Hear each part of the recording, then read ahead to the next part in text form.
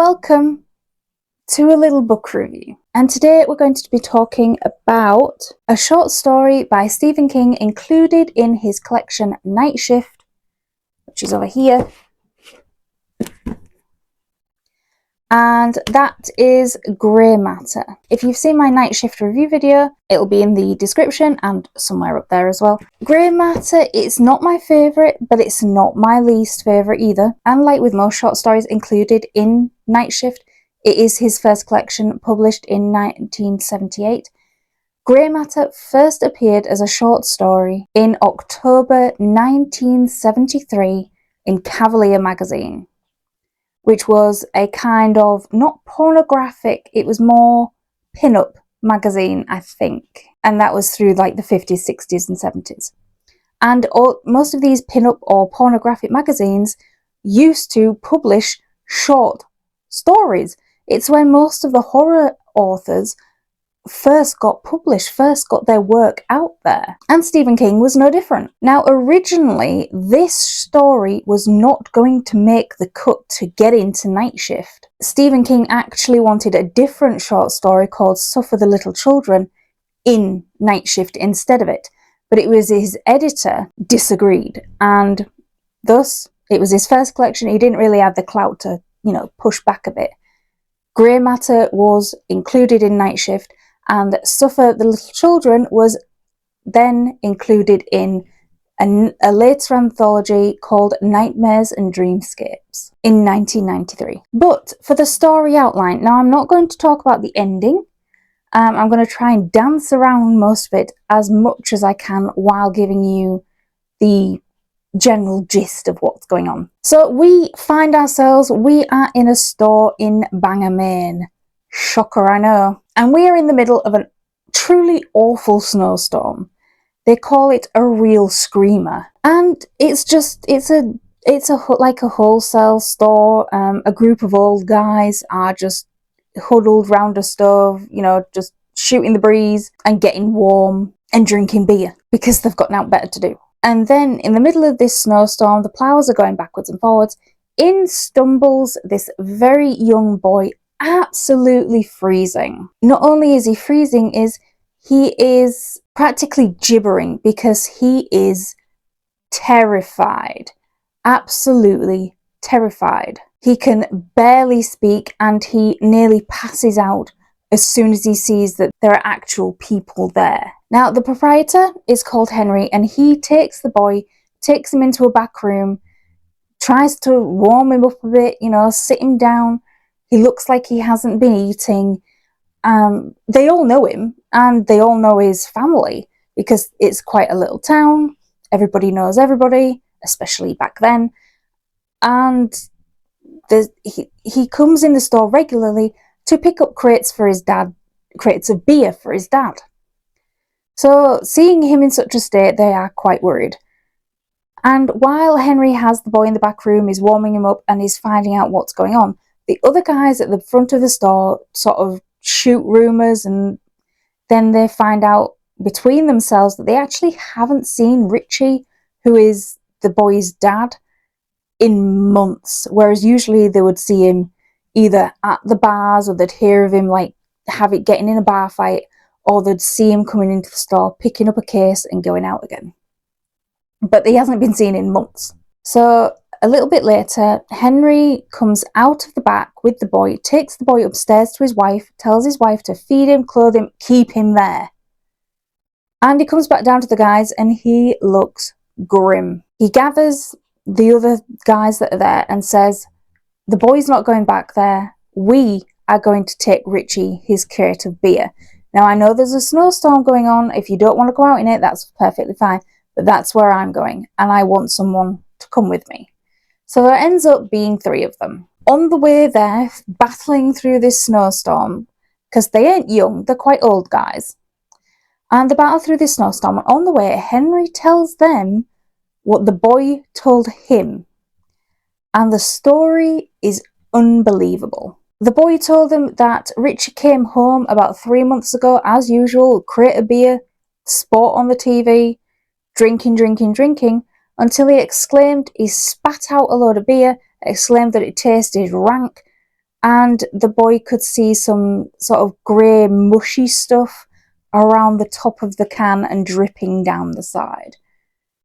And Richie had drank this already because he's a guy that practically swallows his beer, wouldn't register that there was something wrong with it until it was already in his stomach. It's only after this that things start getting a little bit weird. Richie won't allow any light in the apartment. He'll allow a little bit so that the boy can study, but he has to be in his room and he has to put blankets under his door so the light doesn't go through into the living room.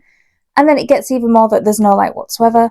There's like blackout blankets. He hammers them in to cover all the windows so the apartment is in pitch black. He turns the heating up so it is sweltering as well as being pitch black. And he starts requesting his son not only to bring him the beer, but to heat it up on the stove first.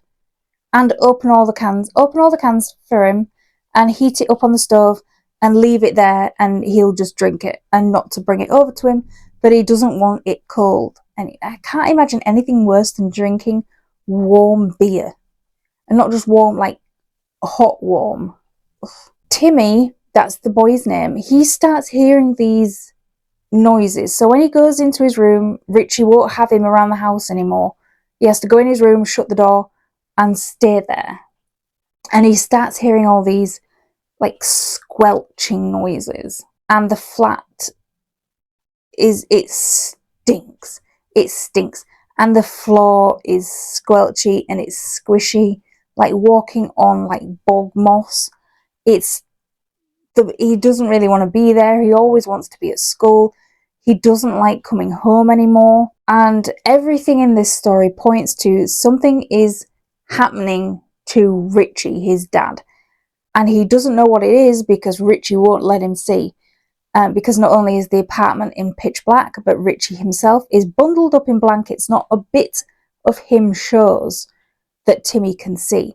And he's just barking out orders for him to heat the beer up on the stove, go to his room, shut the door, no lights. And so he sent Timmy out to go get him a crate of beer in this snowstorm. Timmy doesn't want to go back because it smells. There's something wrong. He is terrified of going back. Before he left, his father threatened him with something, that he would touch him. Not like that, but like he would transfer something to him. Disgusting. Everything is pointing that something very rank and rancid is going on in this apartment. Back to where Henry's telling them all this, and when he finishes telling them all this, they're all stood outside his apartment. There's like tenement buildings, and they're all abandoned because it's quite run down.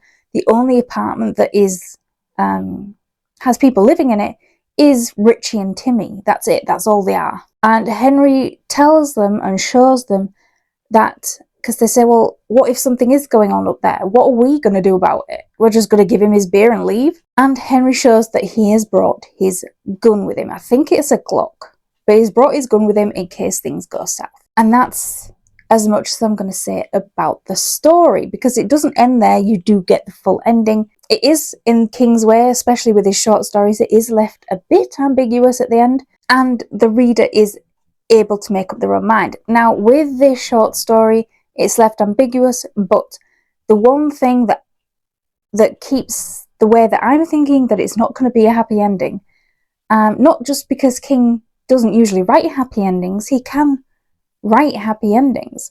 It's just, I do not think with whatever's going on in there that a gun is going to do the trick.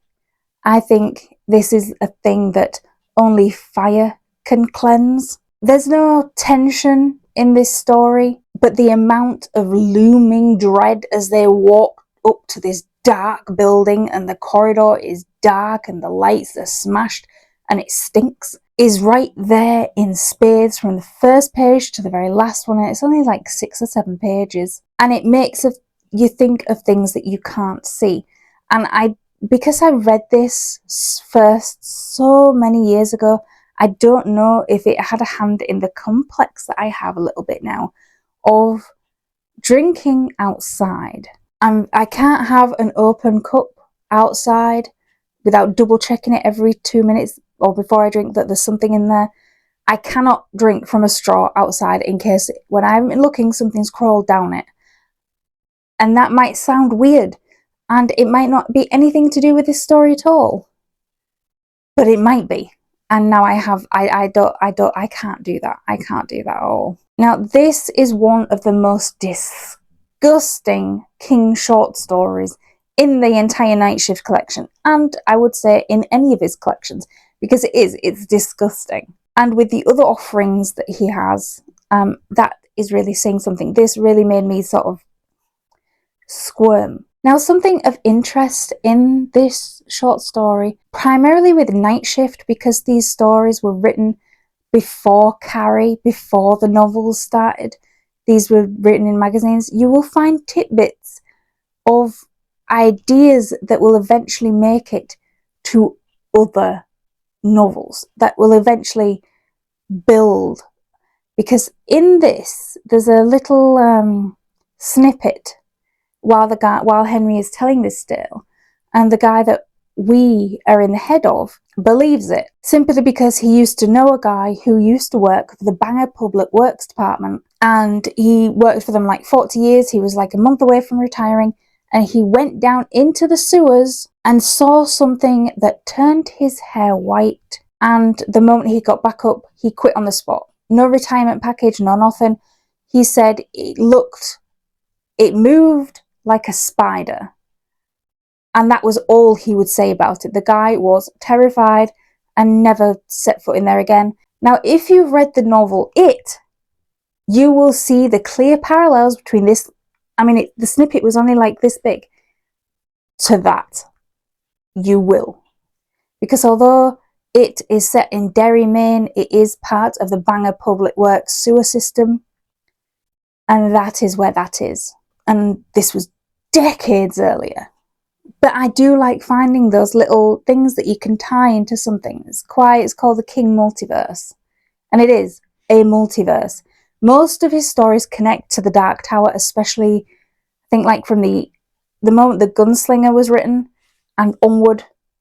But these earlier ones, they have more of the tidbits of what novels would be coming, even if he hadn't realised it at the time. But yeah, that was my thoughts on the short story Grey Matter from Night Shift. If you've read this one, let me know your thoughts in the comment section below. Don't forget to like, subscribe, and as always, keep reading. And be careful what's crawling up your straw while you're drinking in the summer sun. Because if I've got a complex, so have all of you.